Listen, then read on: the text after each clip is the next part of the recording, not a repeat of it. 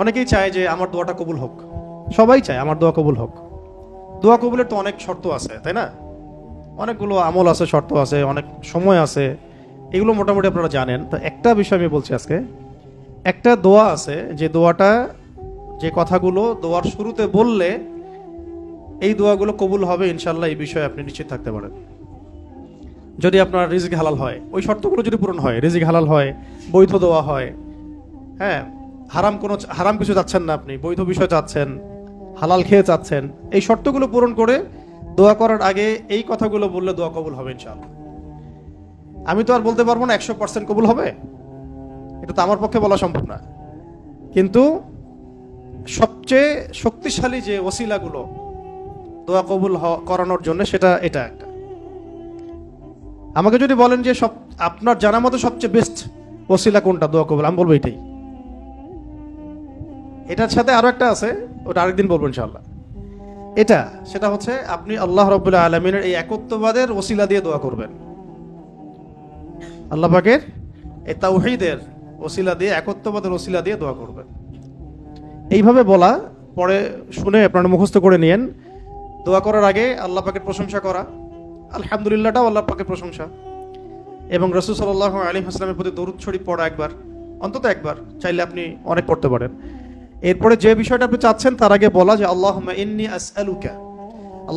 আসআলুকা বিআন্নী, আগে বলে নেই, আল্লাহুম্মা ইন্নী আসআলুকা বিআন্নী আশহাদু আন্নাকা আনতাল্লাহ লা ইলাহা ইল্লা আনত আল আহাদ আস-সামাদ আল্লাযী লাম ইয়ালিদ ওয়া লাম ইউলাদ ওয়া লাম ইয়াকুল লাহু কুফুয়ান আহাদ।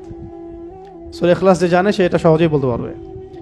আল্লাহুম্মা ইন্নী আসআলুকা বিআন্নী আশহাদু আন্নাকা আনতাল্লাহ লা ইলাহা ইল্লা আনতাল আহাদ আস-সামাদ আল্লাযী লাম ইয়ালিদ ওয়া লাম ইউলাদ ওয়া লাম ইয়াকুল লাহু কুফুয়ান আহাদ।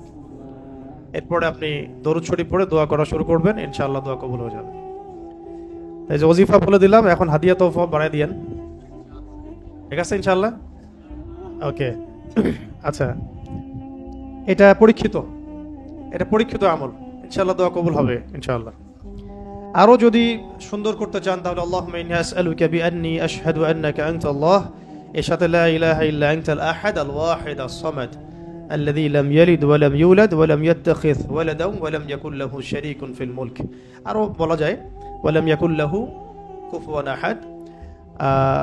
আরেকটা আছে আল্লাহুম্মা ইন্নী আসআলুকা বিআন্নী আশহাদু আন্নাকা আনতাল্লাহ লা ইলাহা ইল্লা আনতাল হান্নান আল মান্নান بديع السماوات والأرض يا ذا الجلال والإكرام يا حي يا قيوم برحمتك أستغيث। এইটা দিয়ে দোয়া করা যেতে পারে শুরুতে, ঠিক আছে? এগুলো আমল করবেন ইনশাআল্লাহ। প্রথমটা তো সহজ, ওইটা বললাম, আল্লাহুম্মা ইন্নী আসআলুকা। একা দোয়া করলে আল্লাহুম্মা ইন্নী আসআলুকা, একসাথে করলে আল্লাহুম্মা ইন্না নাসআলুকা।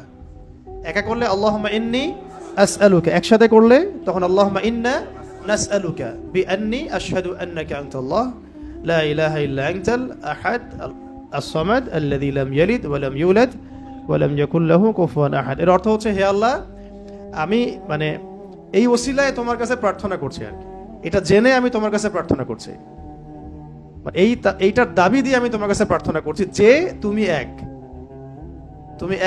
তুমি অমুখাপেক্ষী, তুমি কাউকে জন্ম দাও নাই, কারো কাছ থেকে তুমি জন্ম নেও নাই, তোমার সমতুল্য কিছু নাই। এইটার ওসিলা দিয়ে আল্লাহ আমি তোমার কাছে প্রার্থনা করতেছি। এর চেয়ে বড় ওসিলা হয়? তাওহীদের চেয়ে বড় ওসিলা হয় না। এরপরে আরেকদিন আরেকটা ইনশাআল্লাহ শিখাই দেব।